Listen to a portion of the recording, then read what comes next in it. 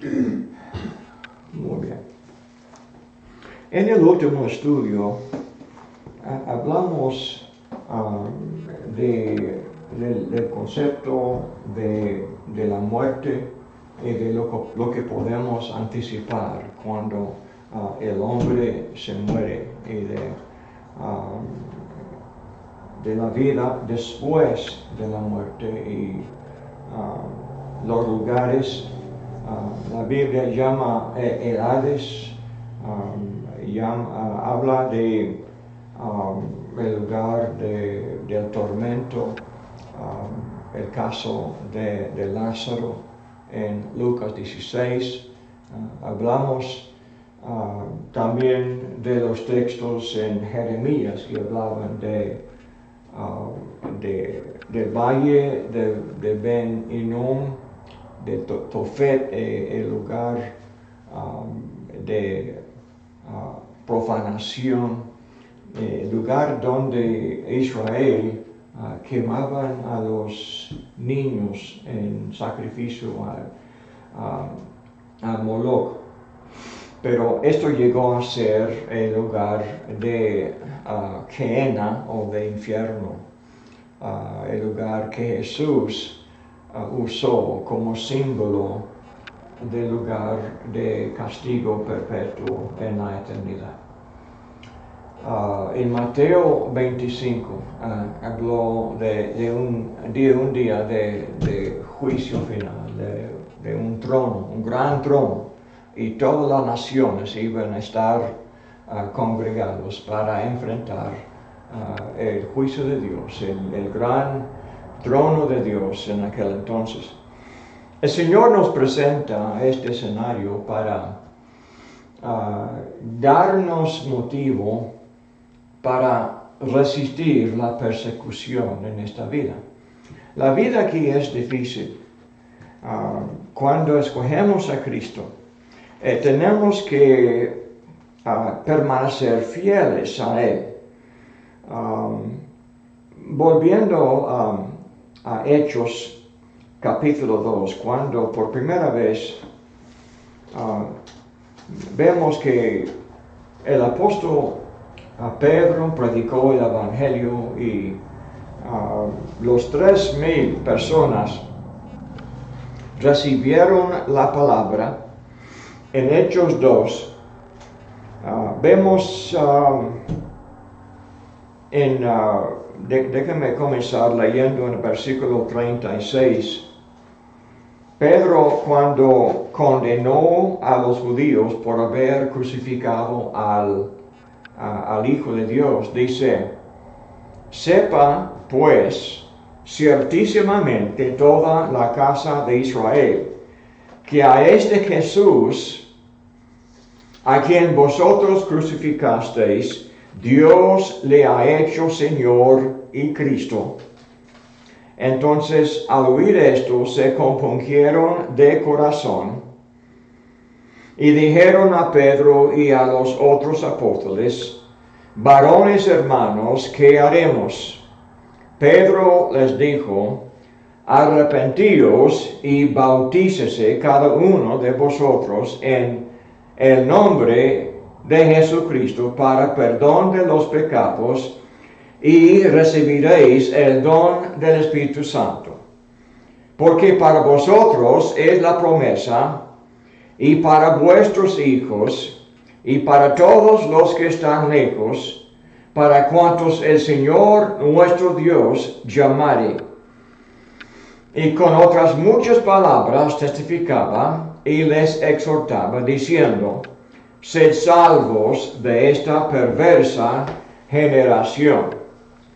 Así que los que recibieron su palabra fueron bautizados, y se añadieron aquel día como 3,000 personas, y perseveraban en la doctrina de los apóstoles, en la comunión unos con otros, en el partimiento del pan y en las oraciones. Y sobrevino temor a toda persona, y muchas maravillas y señales eran eran hechas por los apóstoles. Todos los que habían creído estaban juntos y tenían en común todas las cosas. Y vendían sus propiedades y sus bienes y lo repartían a todos según la necesidad de cada uno.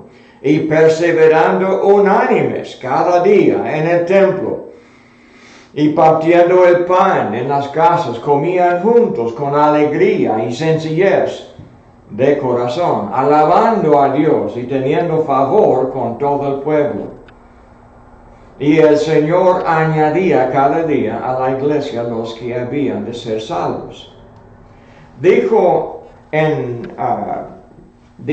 versículo 40, y con otras muchas palabras testificaba y les exhortaba, diciendo: sed salvos de esta perversa generación.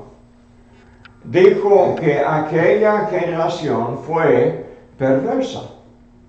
Dijo eso porque Dios estaba al punto de juzgar aquella generación. Es como Jesús había dicho en Mateo 24, pues en los últimos versículos de capítulo 23, había dicho en el versículo 37 de Mateo 23, Jerusalén, Jerusalén, que matas a los profetas y apedreas a los que te son enviados. ¿Cuántas veces quise juntar a tus hijos como la gallina junta sus polluelos debajo de las alas y no quisiste? He aquí vuestra casa os es dejada desierta. Porque os digo que desde ahora no me veréis hasta que digáis: bendito el que viene en el nombre del Señor. Entonces, esto fue su forma de hablar del fin de Jerusalén. Dijo, vuestra casa os es dejada desierta, condenada, vacía. Capítulo 24 dice en versículo 2, ¿veis todo esto? De cierto digo que no quedará aquí piedra sobre piedra que no sea derribada. Y el versículo en capítulo 24 sigue hablando. Dice en el 9, entonces os entregarán a tribulación y os matarán y seréis aborrecidos de todas las gentes por causa de mi nombre. Muchos tropezarán entonces y se entregarán unos a otros y unos a otros se aborrecerán y muchos falsos profetas se levantarán y engañarán a muchos. Y por haberse multiplicado la maldad, el amor de muchos se enfriará, mas el que persevere hasta el fin, este será salvo. Y será predicado el evangelio del reino en todo el mundo, para testimonio a todas las naciones, y entonces vendrá el fin. Por tanto, cuando veáis en el lugar santo la abominación desoladora, de que habló el profeta Daniel, el que le entienda, entonces los que están en Judea huyan a los montes. El que esté en la azotea no descienda para tomar algo de su casa. El que esté en el campo no vuelva atrás para tomar su capa. Mas ay de los que estén en cintas. Está hablando de la desesperación en el momento de la destrucción de Jerusalén. Porque habría guerra allá. Todo el desorden de la persecución de la iglesia, la persecución de los cristianos, mucha tribulación. Dice, sálvense de esta perversa generación, dice aquí en capítulo 2 de Hechos. Está hablando de lo que estaba muy cerca. Y entonces tenían que separarse de estos judíos incrédulos. Al venir la guerra, Jesús no quería que ellos quedaran en Jerusalén en el momento de la guerra. Los judíos o los judíos cristianos tenían que huir de los judíos incrédulos, huir en el momento de la guerra. Entonces dice aquí en Hechos 2, dice en el versículo 40, el 41, así que los que recibieron su palabra fueron bautizados y se añadieron aquel día como 3,000 personas y perseveraban en la doctrina de los apóstoles. Cuando hablaron en 43, y sobrevino temor a toda persona. ¿El temor de qué? Pues el temor de Dios. Fue bien claro. Dios pues estaba bien provocado en contra del pueblo de Israel por haber matado a su hijo. Contra toda la nación. Jesús les condenó fuertemente. Mateo 23, todo el capítulo 23 habla de la condenación de todo la corrupción de los sacerdotes, todo el templo. 2 veces Jesús entró en el templo y corrió a los cambistas, corrió a la corrupción, limpió la corrupción de los sacerdotes allá del templo.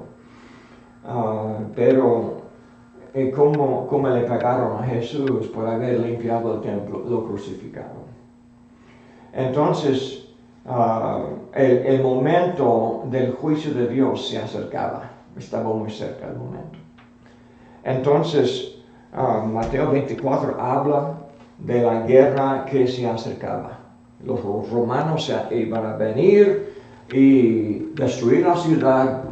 Al venir este momento, los cristianos tenían, aunque fueran judíos, no eran judíos más, eran cristianos.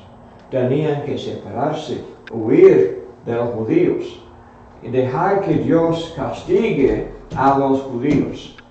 Y entonces seguir adelante y vivir y llevar el evangelio a todo el mundo. Y deje que Dios castigue a los incrédulos que quedaron allí en la ciudad. Pero, dice, seguían con alegría. Sí, tenían temor a Dios. Dice, sobrevino temor a toda persona. Pero, dice, y muchas maravillas y señales eran hechas por los apóstoles. Y mucho amor. Ahora entra el amor entre ellos mismos. Dice, y tenían todo en común. En el 46, perseverando unánimes. Unánimes, esto es la unidad, de tener todo en común. Tienen un trabajo en común.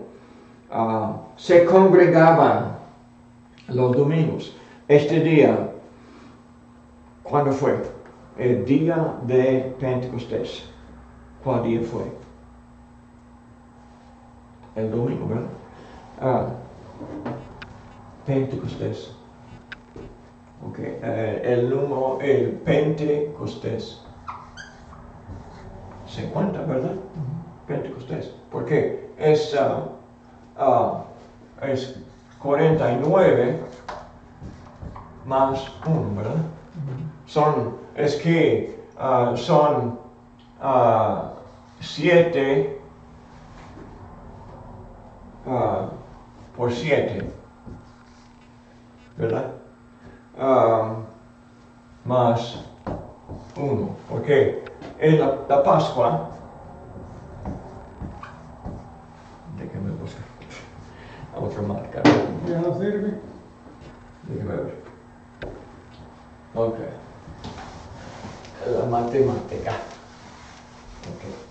Comenzamos con la Pascua. Okay. La Pascua.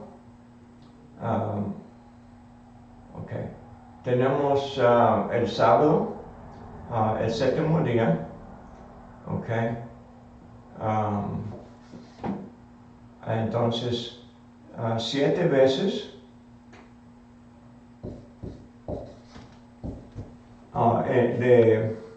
del séptimo día, okay, sábado, okay, más un día más, okay. Entonces, ¿qué sería el día después del sábado? Un día. Un día. Okay. Será el primer día, ¿verdad? Entonces, hoy tenemos el primer día. Es el primer día de la semana. Cristo resucitó el primer día de la semana. Esto llegó a ser el día que se repite mucho en la historia del Nuevo Testamento. Jesús resucitó, dice,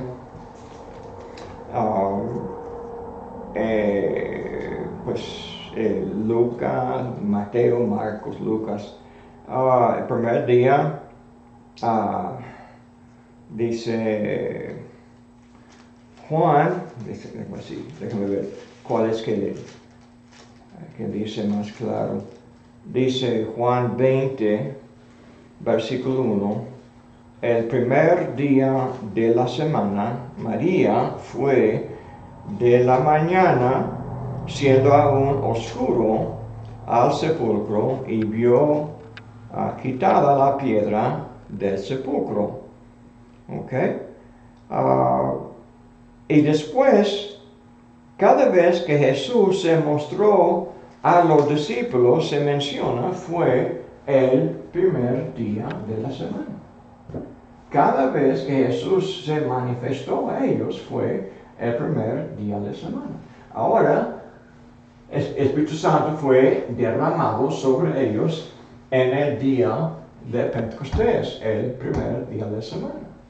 Entonces, lo mismo adelante. Vemos en Hechos 20, versículo 7, en el primer día de la semana, la iglesia se congregaba. Entonces, esto llegó la costumbre de la iglesia de congregarse el primer día de la semana. Lo mismo tenemos Hechos 20, versículo 7, 1 Corintios, capítulo 16, 1 y 2, hablando de la ofrenda. Tenían que hacer la colecta en el primer día de la semana. Aquí la reunión también en el primer día de la semana. Entonces, lo que vemos es un patrón. La iglesia hacía sus cosas en aquel día. Y fue también el día de la resurrección. ¿Por qué? Porque Jesús quería. Gracias. Jesús quería que nosotros tuviéramos una costumbre. Así se forma lo que podemos llamar una cultura. Una nueva cultura. ¿No? ¿Cómo se escribe?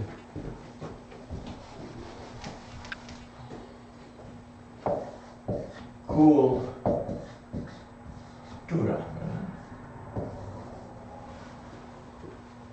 la ventaja de una cultura es que una costumbre, ¿verdad? Es bueno tener buenas costumbres, porque así enseñamos a nuestros hijos buenos modales, buenas costumbres. Cuando tenemos, por ejemplo, en cierto día nos congregamos a nuestros hijos, celebramos el Día de las Madres. Entonces decimos a nuestros hijos, es de mucho valor la madre. Vamos a celebrar el hecho de que nuestra madre dio a luz a nuestros hijos, ¿verdad? Vamos a alabar a ella por el servicio que ella ha ofrecido a nuestros hijos, ¿verdad? Vamos a honrar a la abuela, a la bisabuela. Es buena costumbre que tenemos para la familia. El Señor también nos ha dado entonces cierto culto que nos establece entonces una razón para congregarnos. Nos congregamos el primer día de la semana para orar. Hemos hablado de eso. Para cantar. ¿Qué más? Para estudiar la Biblia o leer la Biblia.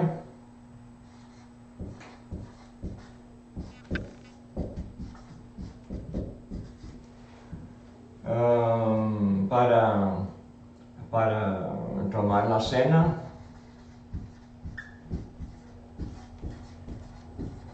Y para ofrendar.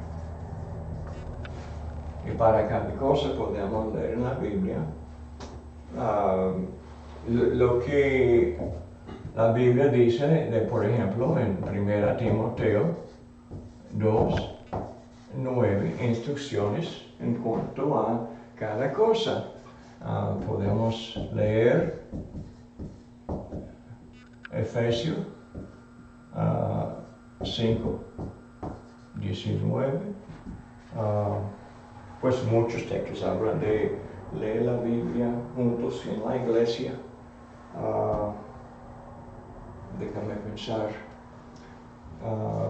Claro, 1 Corintios 11, la última parte del capítulo, y de ofrendar, acabamos de mencionar 1 Corintios 16, 1 al 2.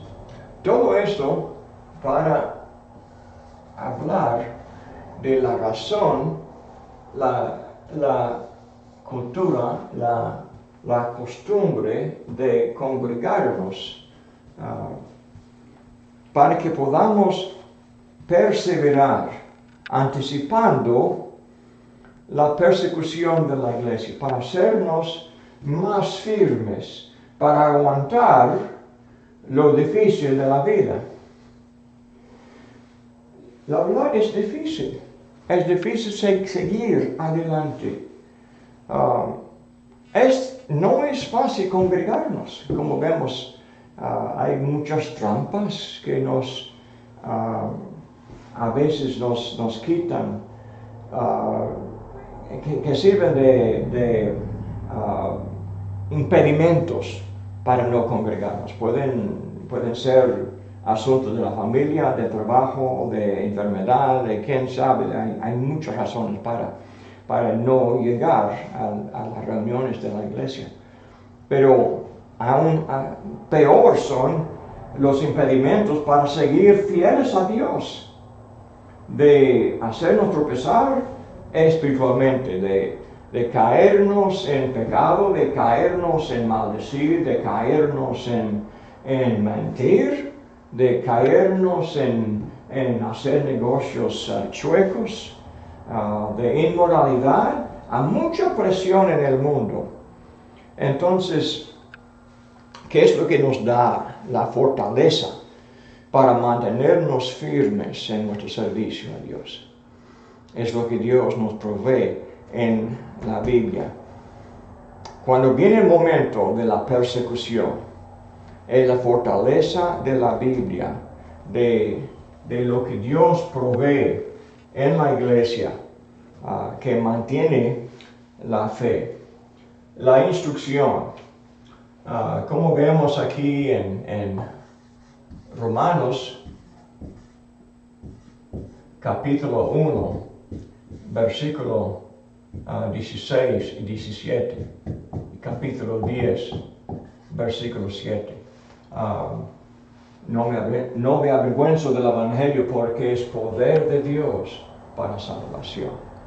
La fe es por el oír y el oír por la palabra de Dios. Entonces, es la palabra de Dios que nos alimenta la fe, que nos hace firmes en nuestro servicio a Él. Entonces, lo que estamos considerando en este contexto es en Hechos 3, inmediatamente después de ver el precioso momento cuando la iglesia comenzó, Pedro y Juan todavía en el templo, 3,000 personas ya cristianos. Ellos curaron a un hombre allá en el templo y esto provocó un choque con los líderes allá en el templo.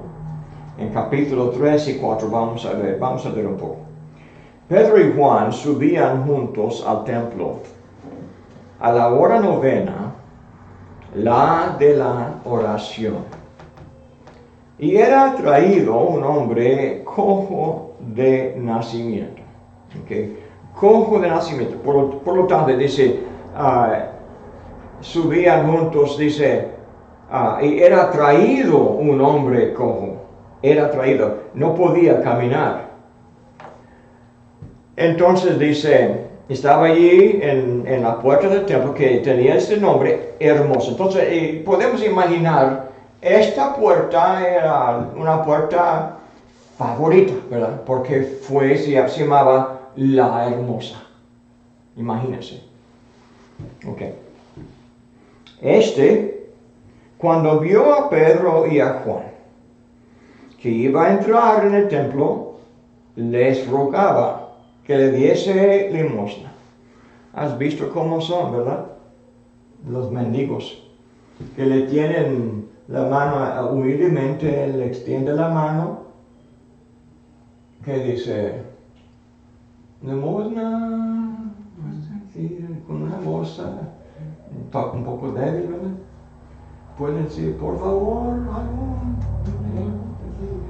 así habla, ¿verdad? ¿Cómo puede uno negarles? Usan a los niños allá en México, en Chiapas. Nunca he podido olvidarme de la voz de los preciosos que mendigan allá, porque tienen una voz tan bonita que piden limosna ya en las calles. Uno no puede decir no. Pero Pedro y Juan, ellos dicen, Pedro y Juan, fijando en él los ojos, le dijo, míranos. Entonces él les dice, vamos a ir adelante en el sermón. Ok, muy bien. Dios lo bendiga. Vamos a volver aquí a Hechos capítulo 3.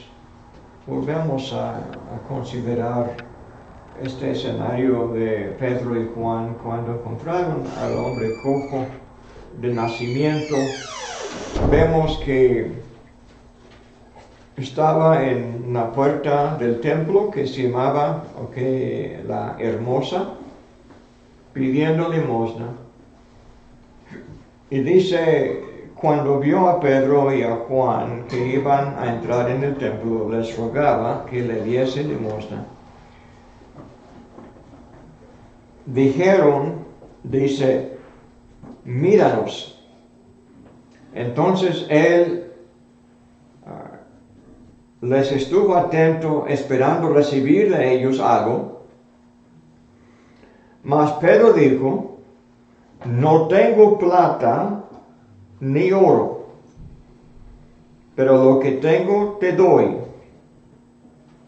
En el nombre de Jesucristo de Nazaret, levántate y anda.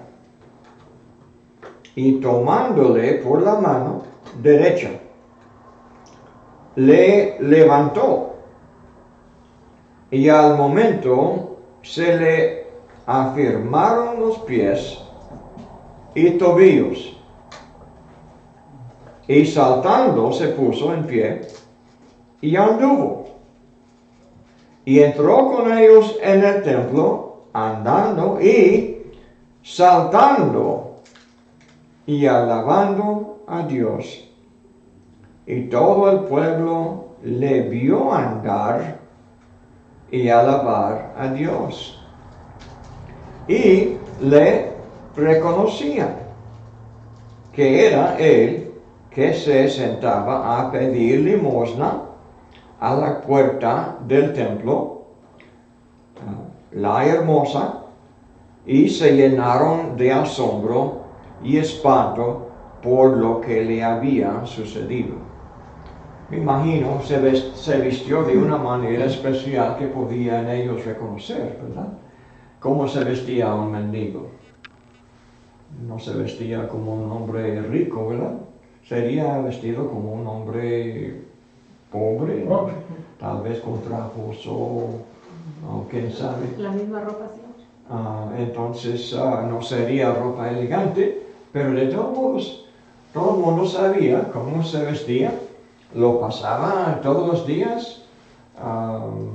Tal vez la mayoría la ignoraba, pero no fue fácil ignorarlo porque estaba siempre llamándole la atención. El mendigo para comer tiene que saber cómo llamar la atención del público para que coma. Entonces todo el mundo lo reconocía, pero no estaba cojo. Uno que está cojo, así que de nacimiento, ¿cómo se ve? Como los tobillos, las piernas, ¿cómo están? Como las piernas están gastadas. No hay músculo. Para tener músculo hay que caminar. Cuando uno se rompe el hueso, ¿cómo se desgasta, ¿no? Entonces sale más y más delgada la pierna, porque falta de uso, ¿verdad? Entonces, eso son puro hueso y piel. ¿Cómo se llama? ¿Esqueleto? ¿El esqueleto? Sí. Entonces, así parece la pierna de la persona que no puede caminar. Ahora miren, ¿está caminando? ¿Cómo están? Con músculo. Saltando. Y caminando y saltando. Es otra persona. De aquí arriba y de aquí abajo. Como un hombre sano y normal. Caminando y saltando. Entonces, dice, y alabando a Dios, dando gracias a Dios, donde están en el templo de Dios.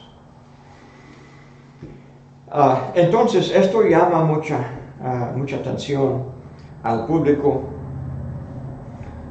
Pedro dijo, no tengo plata ni oro. Si el hombre podía hacer un cambio, si el hombre podía escoger entre plata y lo que recibió. ¿Cuál? Ok, escoja la plata o las piernas. ¿Cuál quiere? Las piernas quiero, ¿verdad? Entonces le dio algo mejor que la plata. Le dio la vida. Le dio, ahora no tenía que mendigar. Podía trabajar, podía caminar, podía hacer cualquier cosa. Podía sentarse con los eruditos, podía aprender, podía trabajar, podía hacer cualquier cosa. Entonces, versículo 11, teniendo asidos a Pedro y a Juan, el cojo que había sido sanado, todo el pueblo atónito concurrió a ellos al pórtico que se llama de Salomón. Asidos a Pedro, asidos, ¿qué es esto? Sujeto. Miren, así es, miren. Allí vemos el afecto que tiene. ¿Por qué? Me salvó la vida. Podemos ver el efecto que tenía. ¿Sanó Pedro al hombre? No. Jesús le sanó. Pero es el beneficio que recibió Pedro. Por haber sido el siervo de Cristo, recibió todo el afecto del hombre cojo. El hombre cojo amó mucho a Pedro porque por medio de lo que Pedro y Juan hizo, se sanó el cojo. Entonces, aquí está, ¿verdad? Le amo mucho. Y también es así con nosotros. Cuando nosotros bendecimos a un perdido, un hombre perdido en el mundo, y lo ofrecimos a él el evangelio que le salva, que le corrige la vida, y recibe la bendición del amor de Dios y el cambio de la vida, y la vida se transforma. Entonces, lo que pasa tantas veces, nos aman a nosotros, cuando la verdad es que el beneficio viene de Dios, no es de nosotros. Pero nosotros recibimos como el amor, el beneficio, por ser como mediador. Pero también recibimos, si decimos lo mismo a alguien que no quiere lo que decimos, también recibimos el odio. Nos aborrecen si rechazan la palabra.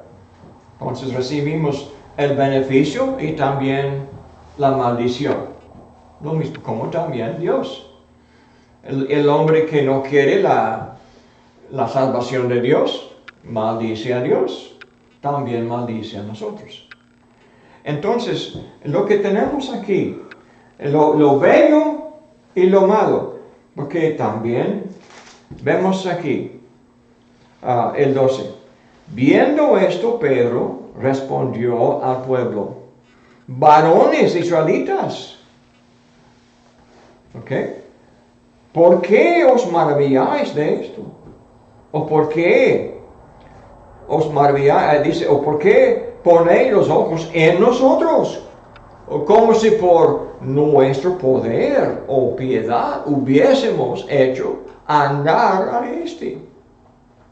El Dios de Abraham, de Isaac y de Jacob, el Dios de nuestros padres, ha glorificado a su Hijo Jesús, a quien vosotros entregasteis y negasteis delante de Pilato, cuando éste había resuelto ponerle en libertad. Mas vosotros negasteis al santo y al justo, y pedisteis que se os diese un homicida y matasteis al autor de la vida, a quien Dios ha resucitado de los muertos, de lo cual nosotros somos testigos. Y por la fe en su nombre, a este que vosotros veis y conocéis, le ha confirmado su nombre, y la fe que es por él ha dado a este esta completa sanidad en presencia de todos vosotros. Ok, entonces ellos eran testigos. ¿Quiénes eran testigos de la sanidad de este hombre? Todos ellos, ¿verdad? La sanidad de este hombre cojo, ¿ok? ¿Quiénes sabían que era cojo? Todos ellos. Todos en el templo le pasaban todos los días. Todos los días estaba él mendigando con estas piernas gastadas. Sabían quién era, que estaba cojo. Ahora, pasando Pedro y Juan, ya no es así. Está sano. ¿Por qué está sano? Por Jesucristo. Okay. Por el poder, Pedro y Juan, apóstoles de Jesús, le había dado el poder. Pedro y Juan no podían. Dijo Pedro y Juan, somos apóstoles de Jesús. En el nombre de Jesús, ellos hicieron a este hombre completamente sano. No fue algo parcial. Fue por completo, dice. Dice, a este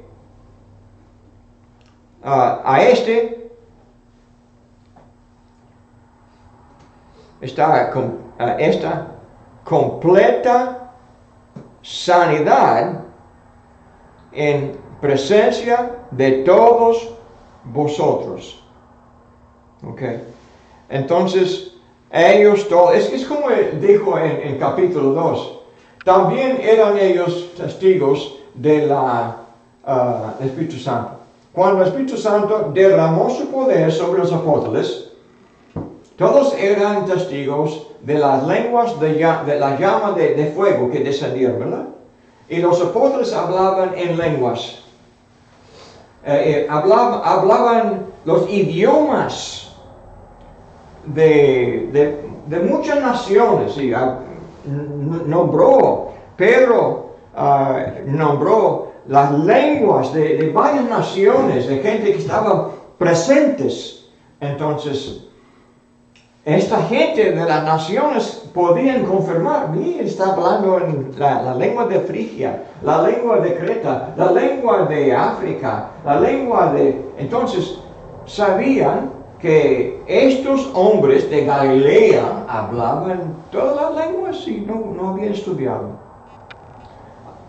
Había llama de fuego ardiendo arriba de cada apóstol. Imagínense. Ellos eran testigos de eso. Era confirmación del Espíritu Santo. Estaba presente. Dios confirmando su poder. Entonces, todo esto para decir, Jesús en el cielo envió al Espíritu Santo. Ahora, en el capítulo 3, eran testigos de este hombre todos los días. Cojo. Ahora, sano.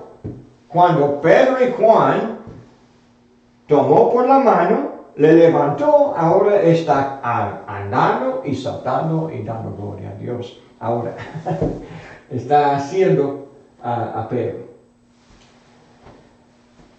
Ahora dice, ¿quién lo hizo? Fue Jesús, a quien ellos habían crucificado. Ok, dice el 17, mas ahora, hermanos, sé que por ignorancia lo habéis hecho, como también vuestros gobernantes, pero Dios ha cumplido así lo que había antes anunciado por boca de todos sus profetas, que Jesucristo había de padecer. Así que arrepentíos y convertíos para que sean borrados vuestros pecados, para que vengan de la presencia del Señor tiempos de refrigerio. Y Él envía a Jesucristo que os fue antes anunciado, a quien de cierto es necesario que el cielo reciba hasta los tiempos de la restauración de todas las cosas, de que habló Dios por boca de sus santos profetas que han sido desde el tiempo antiguo. Porque Moisés dijo a los padres: el Señor vuestro Dios os levantará profeta de entre vuestros hermanos, como a mí. A él oiréis en todas las cosas que os hable. Y toda alma que no oiga a aquel profeta será desarraigada del pueblo. Y todos los profetas, desde Samuel en adelante, cuantos han hablado también, han anunciado estos días. Y vosotros sois los hijos de los profetas, y del pacto que Dios hizo con nuestros padres, diciendo a Abraham: en tu simiente serán benditas todas las familias de la tierra. Y vosotros primeramente, Dios, habiendo levantado a su Hijo, lo envió para que os bendijese, a fin de que cada uno se convierta de su maldad. El plan de Dios entonces comenzó cuando, en Génesis, ¿verdad? Mencionó entonces, somos hijos del pacto que Dios hizo con Abraham. Esto mencionó Génesis 22, 18, ¿ok? Génesis 22, 18. Y habla también de la muerte del Mesías. Isaías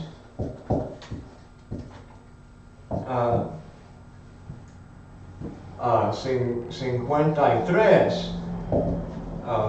Vamos primeramente ahí, Génesis 22. 53. Primeramente vamos a Génesis 22. Génesis 22. Aquí tenemos el capítulo cuando Dios ordenó a Abraham sacrificar a Isaac.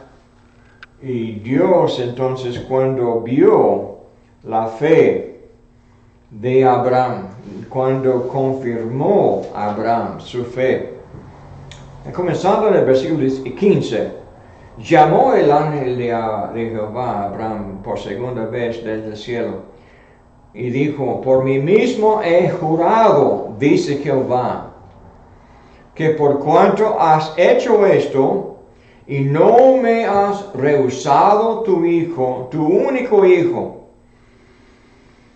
de cierto te bendeciré y multiplicaré tu descendencia como las estrellas del cielo y como la arena que está a la orilla del mar. Y tu descendencia poseerá las puertas de sus enemigos.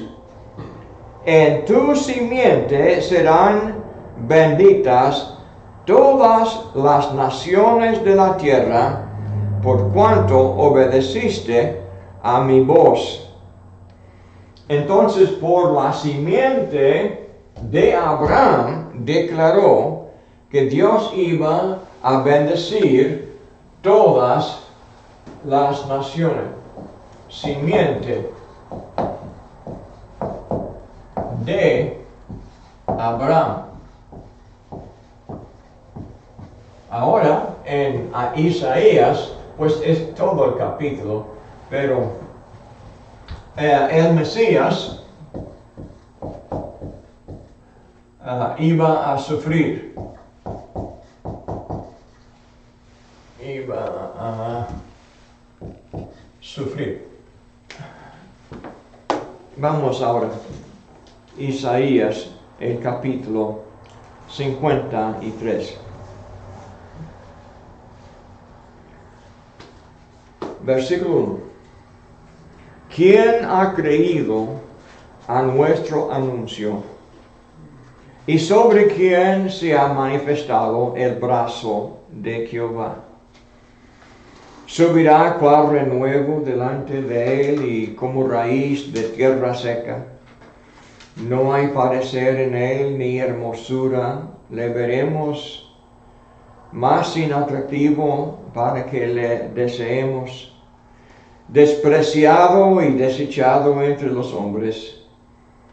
Varón de dolores, experimentado en quebranto y como que escondimos de él el rostro. Fue menospreciado y no le estimamos. Ciertamente llevó él nuestras enfermedades y sufrió nuestros dolores. Y nosotros le tuvimos por azotado, por herido de Dios y abatido. Mas él herido fue por nuestras rebeliones, molido por nuestros pecados. El castigo de nuestra paz fue sobre él, y por su llaga fuimos nosotros curados. Todos nosotros nos descarriamos como ovejas, mas dice, cada cual se apartó por su camino, mas Jehová cargó en él el pecado de todos nosotros. Angustiado él y afligido, no abrió su boca. Como cordero fue llevado al matadero y como oveja delante de sus trasquiladores, enmudeció y no abrió su boca. Por cárcel y por juicio fue quitado. Y su generación, ¿quién la contará? Porque fue cortado de la tierra de los vivientes. Y por la rebelión de mi pueblo fue herido. Y se dispuso con los impíos su sepultura. Mas con los ricos fue en su muerte, aunque nunca hizo maldad, ni hubo engaño en su boca. Con todo eso, Jehová quiso quebrantarlo, sujetándole al padecimiento. Cuando haya puesto su vida en expiación por el pecado, verá linaje, vivirá por largos días, y la voluntad de Jehová será en su mano prosperada. Verá el fruto de la aflicción de su alma y quedará satisfecho. Por su conocimiento justificará mi siervo justo a muchos y llevará las iniquidades de ellos.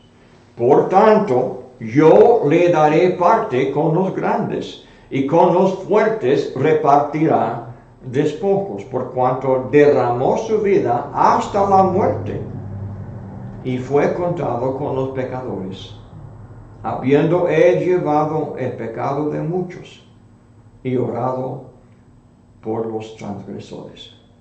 Imagínense, 12 versículos, 12, declarando una profecía bien larga de la muerte, el sufrimiento y la muerte del Mesías. Entonces, leyendo aquí en Hechos capítulo 3, declara el apóstol Pedro que los profetas ellos hicieron profecía de que Cristo iba a sufrir. Dice en el 22, porque Moisés dijo a los padres, el Señor vuestro Dios os levantará profeta de entre vuestros hermanos, como a mí, a él oiréis en todas las cosas que os hable. Y toda alma que no oiga a aquel profeta será desarraigada del pueblo. Y todo el profeta, desde Samuel en adelante, cuantos han hablado también han anunciado estos días. Vosotros sois los hijos de los profetas y del pacto que Dios hizo con nuestros padres, diciendo a Abraham, en tu simiente serán benditas todas las familias de la tierra. Y a vosotros primeramente Dios, habiendo levantado a su Hijo, lo envió para que os bendijese, a fin de que cada uno se convierta de su maldad. Se arrepientan. Esto es el plan divino de Dios. Entonces, en cada caso, tenemos el sermón un poco diferente que el sermón de capítulo 2, ¿verdad? Pero sale del milagro de sanar a este cojo. Pero no sale sin consecuencia. En capítulo 4, lo que vemos muy rápidamente, déjame seguir un poco, porque yo sé el tiempo ya casi termina. Dice, hablando ellos al pueblo, vinieron sobre ellos los sacerdotes, Terminó, dice, hablando ellos al pueblo, vinieron sobre ellos los sacerdotes con el jefe de la guardia del templo y los saduceos, resentidos de que se enseñasen al pueblo y anunciasen en Jesús la resurrección de entre los muertos. Y les echaron mano y les pusieron en la cárcel hasta el día siguiente, porque era ya tarde.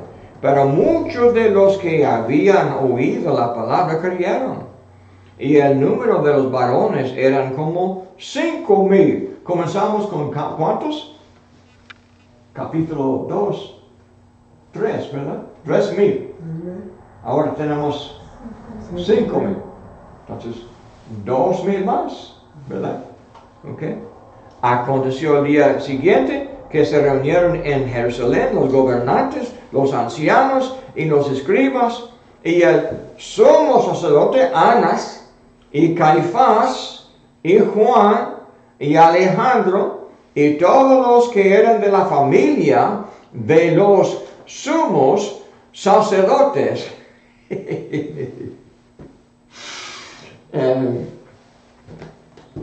Me río, ¿verdad? ¿Por qué? Porque suena muy ilegítimo. ¿Cuántos sumos sacerdotes tienen conforme a la ley? ¿Cuántos hay? Un solo, ¿verdad? Un solo sumo sacerdote. El descendiente de Aarón, ¿verdad? Tiene que ser el sumo sacerdote. Aquí dice los sumos sacerdotes. ¿Por qué? Ninguno de ellos es legítimo. Ahora, la cuestión es, ellos reclaman tener o están ofendidos porque ellos amenazan su autoridad, pero ninguno de ellos tiene autoridad legítima. Muy bien, tenemos que terminar con eso. Pero es cuestión de con qué potestad, preguntan, verso 7. ¿En qué nombre, dicen? Están en conflicto con Jesús.